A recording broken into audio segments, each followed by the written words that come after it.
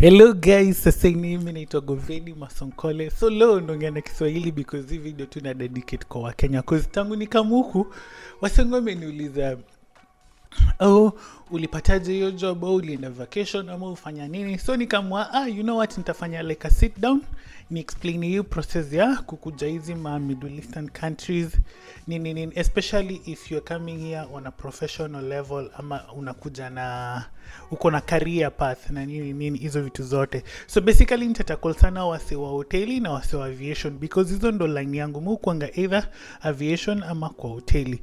So Oman nimeishi Oman before kuanzia kuanzia 2014, 15, 16 and then 17 towards the end of 17 nikarudi Kenya and then sasa nikaenda Doha. I remember sasa nikapata job na Qatar Airways hapo around 2018 but it succeed nikarudi. I'll explain why. First thing, how to get easy jobs, mostly moves zipata via LinkedIn. So nakuanga na LinkedIn page and then nimejaribu kuconnect na wase wengi wenye wako in the same level ya aviation na hotels, hospitality basically. Service industry basically I would say that. Umeconnect now so kila kitu kihappen una update profile yako. So at least LinkedIn yangu imefikisha 36,000 connects the last time I check, and then wengi wao maybe the people I've worked with and then the people in the same line of duty. So basically hapo ndo upata hizo job or maybe sites you go to your computer. I'll be taking hizo screenshot niweke hapo hivi katikati. Una hizo sites za hizo kampuni, let's say Emirates, Qatar Airways, Oman Air, and then Rotana, Kempinski Hotels, JW Marriott, hizo zote unaenda hapo hivyo una apply. But mostly zimenipatia job sana ni LinkedIn na hizo pages maybe za hizo ma airline ndo zimenipatia job sana. So most of the time what you do is unaona LinkedIn jobs upostiwa mingi sana, kwanza hizo za Middle East. So zikipostiwa unatafutanga connect, unatafuta mse mwenye at least mko na itakupatia recommendation ikwambia una mse mshai work naye. So in that case kama hii time yenye nimekuja the second time nilipata one of HR tulikuwa naye previous tuko naye tena. So venye ili connect akaniambia, nikamdm nikamuuliza ni aje naweza set you hata interview for hii job. Akaniambia ata get in touch, but then I'll take time to reply. I'll take almost like 2 weeks. Then akareply akaniambia atanisetia interview ndo akanisetia interview with the direct manager. Then the direct manager akanisetia interview na then from stages. So you basically kitu yenye inapeningi ni the HR anakucontact and then unasetiwa interview with the direct line manager akikuapprove then unarudi back to HR anakuset direct interview with the department head. So department head akikuapprove then you go then to the general manager kwangi necessary saa zingine hata you don't even have to do, but saa zingine utapata unafanya directly to the director and then you get on board. So applying directly to this company via LinkedIn na hizo sites za company basically inasaidianga because you are dealing direct na HR of the company, so you're not dealing with any middleman hapa katikati. Ndio maana unapatanga hizi zina avoid hizi conflicts zenye unaonanga people say wameenda Saudi Arabia and then the job walikuwa promise walipata. Even here in Oman kuna hizo two stories and then it doesn't happen at only kwa Kenya, ina happen hata kwa hizi nationalities zingine. So you'll get like even Filipinos wanakuambia you working with them but unapata contract year of employment ni different na yako because hao waletwa na third party.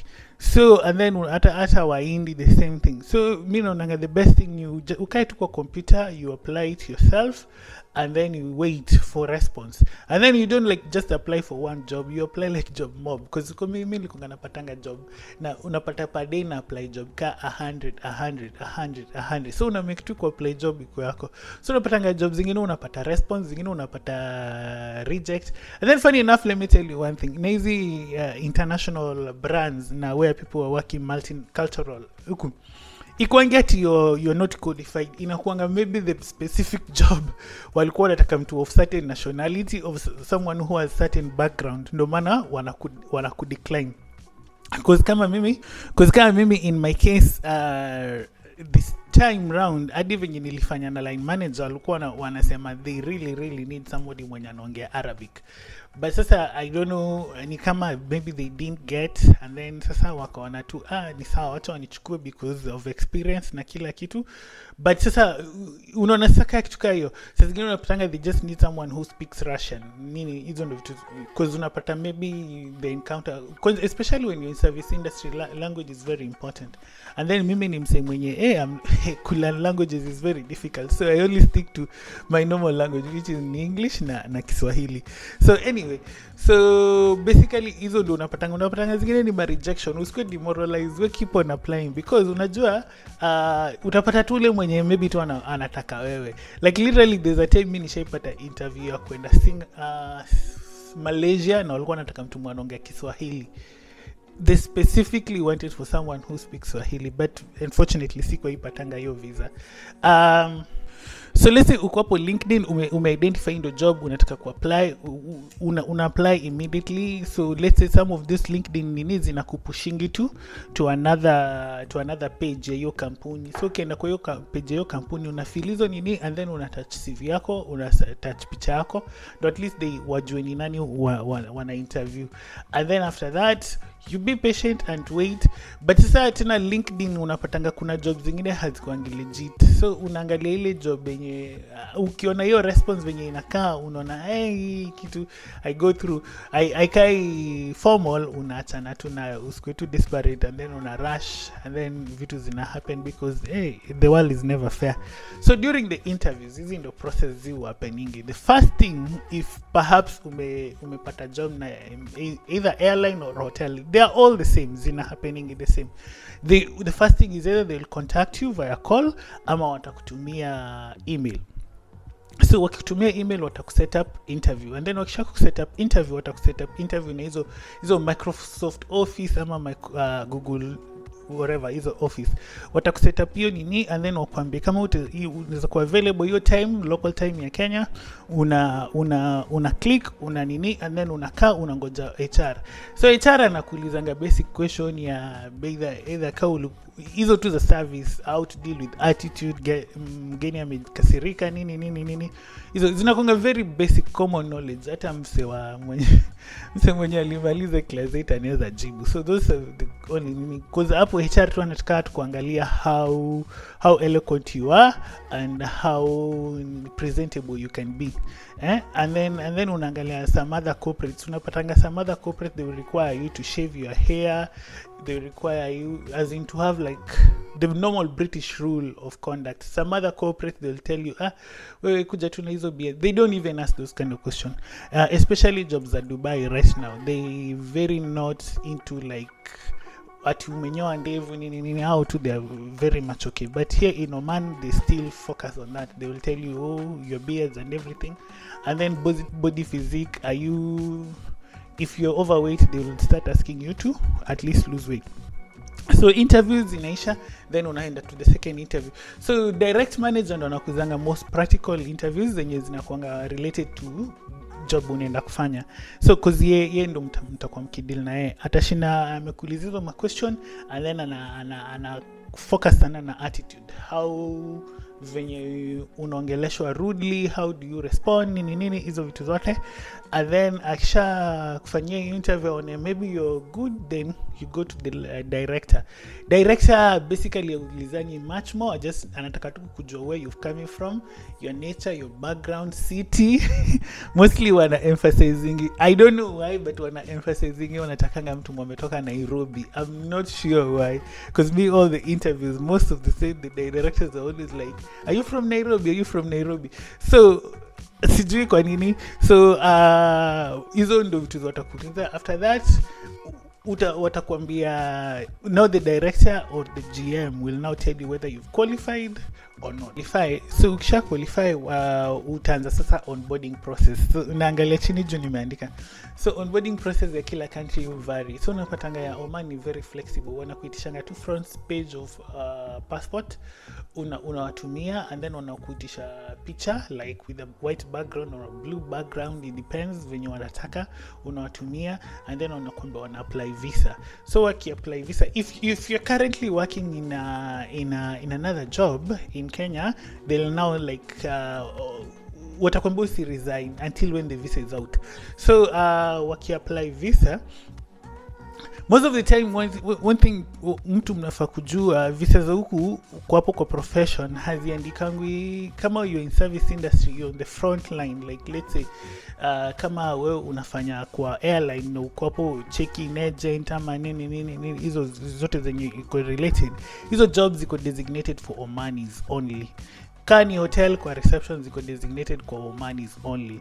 So but they still need a diverse team ndo at least msaidiane.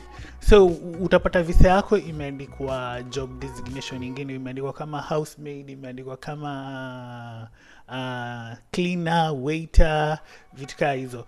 But when you come as per the contract ile you sign, so once you get the job onboarding, sorry I'm naenda back and forth, once you get the job ile ya onboarding, wanakutumianga contract, they'll send, ukishapata job watakutumia contract, watakutumia offer letter, hizo vitu zote you sign, kwa payment me agree, code of conduct, hizo vitu zote una sign and then unawarudishia after 7 days. So kwa contract yako you have your job designation, ushajua. But kwa visa ndo utaona imeandikwa different, because Oman because of Omanization, like any other country, which I really like, they support their people, they want their people to work. So kuna hizo jobs the front of house or guest associated areas, unatakanga Omanis wakuwa wana work, but in a normal circumstances, haiwezi work. That's the reason why they look for people like us from different countries. So usishtuke when your visa comes out upate umeandikwa wewe ni teacher ama upate umeandikwa wewe ni cleaner, kitu kama hiyo. It's still okay.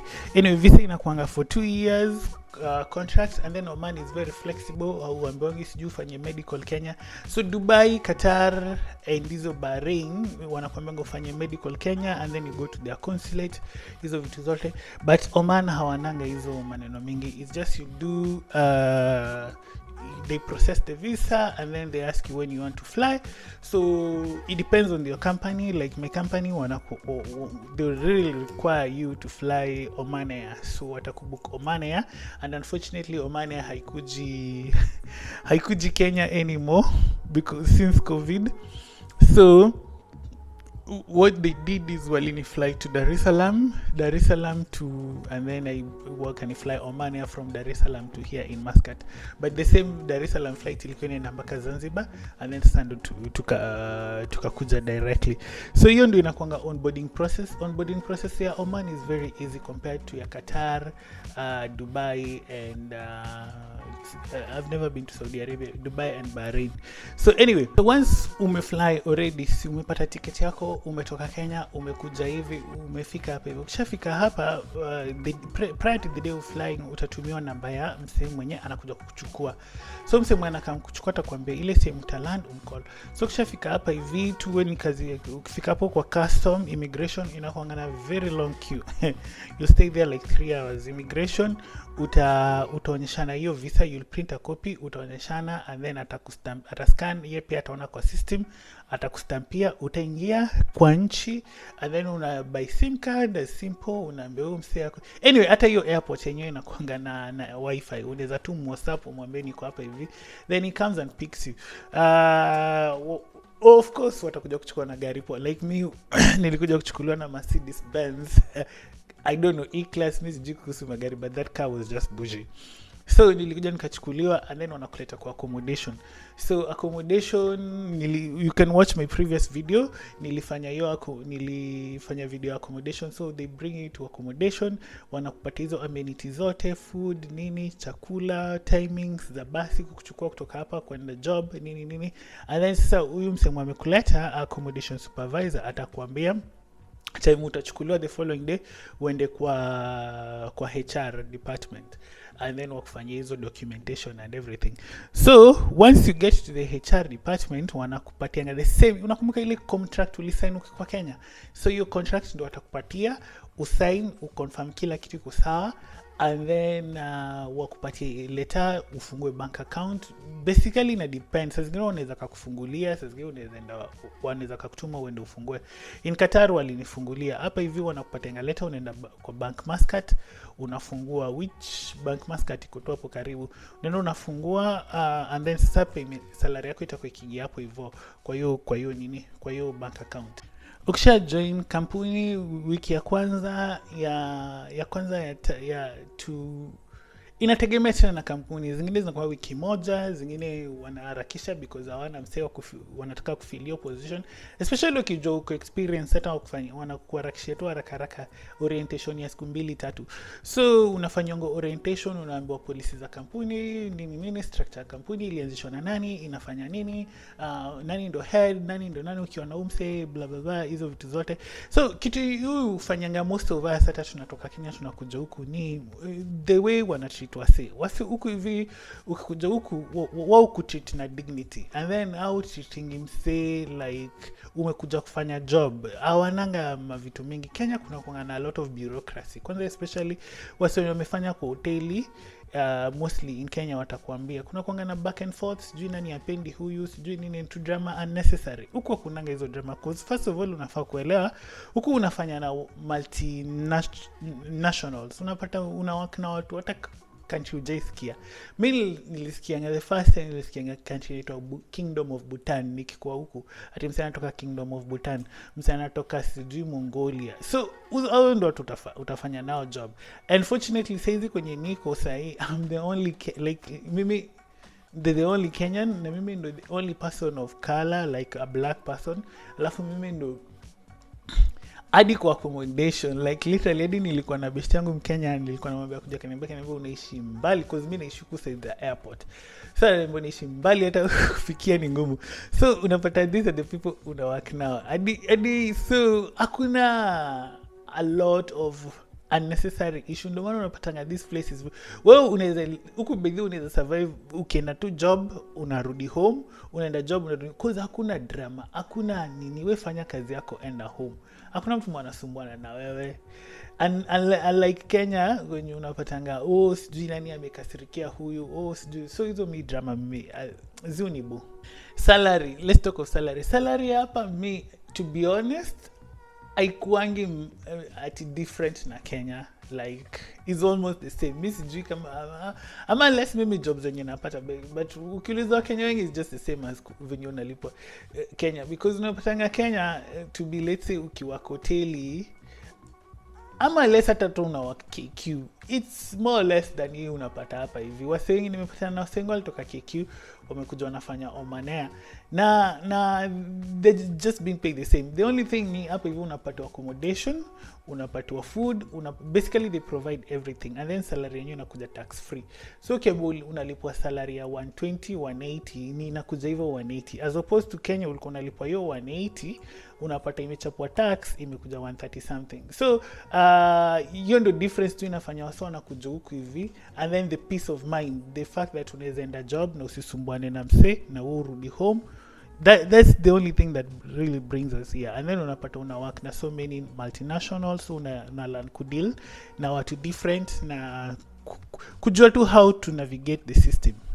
So most of the time unapatanga accommodation unakuanga designated for you, inakuanga either close to the property or close to where you're going to be working, your working station.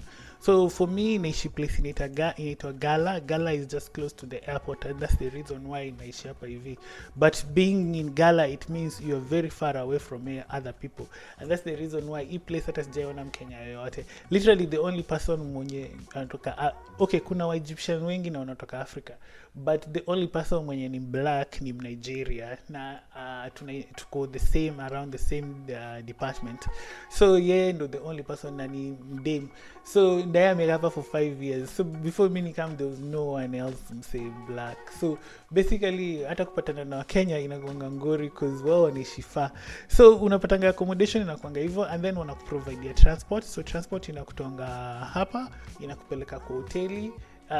Inakupeleka kwa designated working station na inakurudisha na uko na timings kila kitu. So it's basically a bus. Saa zingine unajipata umeenda solo because wewe ndio timing yako ya kuenda na hakuna mtu mwingine. Yeah, and then hivyo unaenda unarudi. So in a nutshell, your life inaweza kuwa boring because hakuna alcohol, there's nothing much to do, na hakuna watu mnaweza resonate, but in terms of peace of mind na kupata salary yako na kufanya vitu zako, you're very good because literally kama mimi naishi alone, nyumba yangu ni mimi peke yangu. So unapatanga tu nakuja hapa na they even provide ya wifi na kila kitu. So unakuja hapa, ushachukua food, unakula, una watch nini, asubuhi unaamka, unatoka, unaenda. Kalas, hakuna maneno mengi, unafanya kazi, 8 hours yako inaisha, unarudi. And the beauty of here is each and every work, job yoyote yenye unakuja hapa, be it hoteli, be it wapi, lazima uko na 2 days off. Sika Kenya kama unafanya job ya hoteli uko na 1 day off, ama unafanya airline uko na 1 day off. So huku hivi kila mtu lazima anapatiwa 2 days off as per the law. Ukisipopata hiyo 2 days off, either they compensate you money or waipale hizo day off zako. So saa zingine unapatanga kama department yetu tuko shortage of staff. That's the reason why walinileta very fast, because mimi onboarding yangu ilitake less than 2 weeks. Yeah, it'll take less than 2 weeks onboarding process, na because your department tulikuwa na shortage, walikuwa wanataka msee. So unapata saizi unapatanga 2 days off, but sasa inalipwa kwa salary hadi wanakuonyesha hapo hivyo. Yeah, and then so I think nimekava kila kitu. I hope mtalike video ifike wase wengi, because hizi stories za kusikia sijui nani alikuja huku job yenye alikuwa amepromisiwa Kenya, si ndio hiyo alipata, inafaishe, because it's as simple as ukienda kwa computer, uende LinkedIn ama uende tu kwa hizo sites. Nitapin hizo sites za hizo mahoteli if kama wewe ni msa hoteli ama msa wa airline, because hizi job Etihad zinakuanga na majob mingi sana, Fly Dubai, hizo zote una apply na usichoke ku-apply direct, because the beauty of ku-apply online ni una deal na the company directly kushinda hizi kudeal na middleman. Literally hizi stories za middleman utazisikia ukifika huku hivi, utasikia huku mtu anakuambia ati mimi bado nalipanga agent walinileta, mpaka unashanga in 21st century unaweza kaa tu behind a computer bado unatumia agent. But anyway, information is power, ndio maana unapatanga wasengo wanatumia those means. But ukikuwa tu na information, ujue where to look, na una nini, na unakuwa persistent, you'll get one. Because let me tell you one thing, this place they need people to work, but challenge inakuanga ni hiyo get between the company and you who's looking for a job. Hiyo ndio inakuanga challenge. So ukiapply as many as you can, trust me, utapata hata kaa ni 3 zenye zitakuita interview na zikukulete on board. Another thing before ni forget, ni ukishakuja on board wanakuprocessianga ID. So ID unaendanga police clearance huku hivi, and then unafanywa medical. Kufanywa medical ukipass, hauna hizo chronic diseases, unapatiwa ID, which utakuwa ukitumia hiyo, like you don't need to carry your passport. So it's just like a normal ID. And then the beauty of the ID, inakuwa allow kuingia Dubai, hizi GCC countries zote inakuwa allow kuingia Dubai, Bahrain, Saudia, and Qatar, and Kuwait, I think so, yeah. So watakuprocessia hiyo ID, and then wakupatie, and then so you don't have to be carrying your passport again. I hope I'm not repeating myself so much. Yeah, so you're the beauty of every single thing, but after that ni job tu kaka kawaida. and then uko na annual leave. Annual leave ni 30 days, 25 days I think. So uko na annual leave, unaweza kuja Kenya after 1 year, but after 2 years au ndo wanakulipia ticket ya kuja Kenya na ya kurudi. So after 1 year unaweza jilipia ticket uende Kenya, ufanye shughuli zako na urudi. Unaweza save huku hivi, ukisave kwa bank account hakunanga deduction yoyote, pesa yako itabaki tu the same way. Ni kama Kenya tu, ukiweka pesa KCB itabaki the same way forever. It's the same thing here. Ukiweka pesa bank Muscat itakaa tu forever mpaka ile siku utaitoa.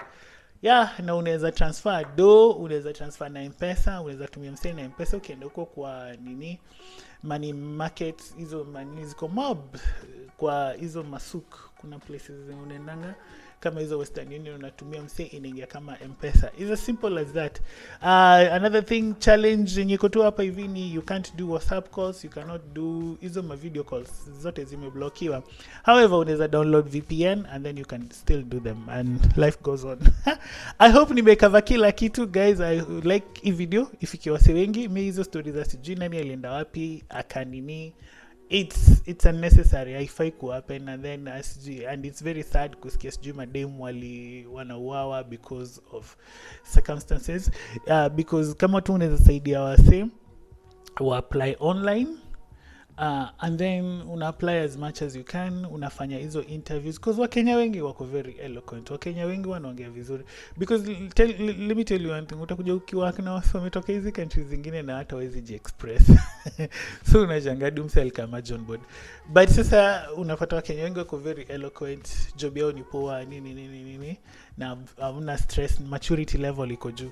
So inakuanga important ukitumia tu hizi means za online, use online mostly, because ukipata third party utashindanga ukilipa msee for basically no reason. Na nasikianga unamlipanga for 2 years. Kuna demu mwingine Muindia ananiambia analipanga wake for 2 years. Baka na mmoja sweetheart, so ungetuenda kwa computer uapply hizi job, akasema circumstances will enforce. Anyway, kila mtu has a story to tell, but that's my story, that's how things work.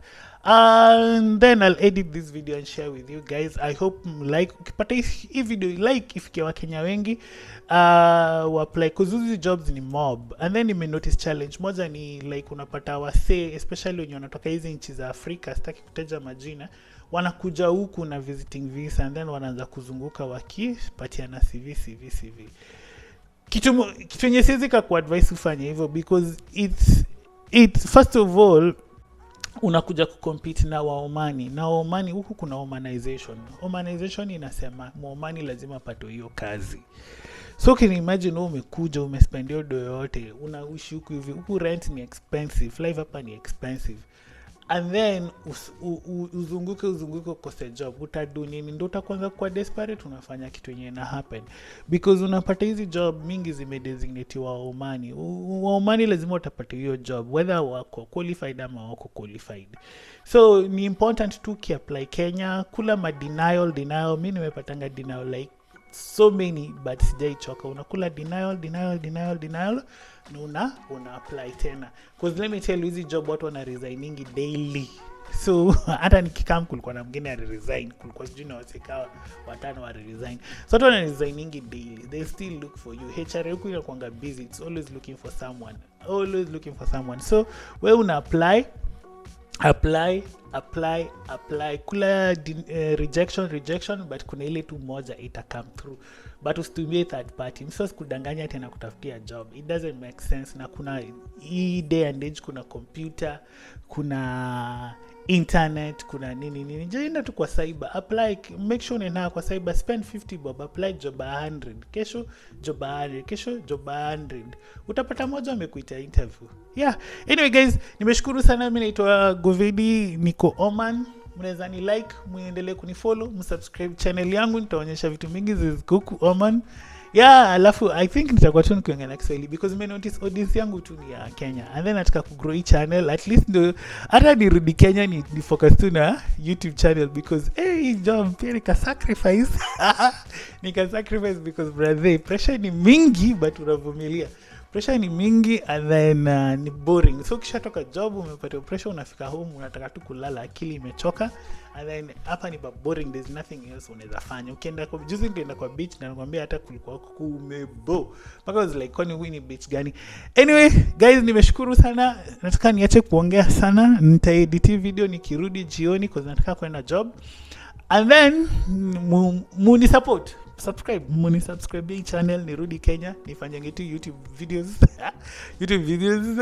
because I like it na enjoy ku edit, and then tusaidiane, watu wengine wakuje pia watengeneze pesa, tujenge nchi. Asanteni sana, nimeshukuru. Peace.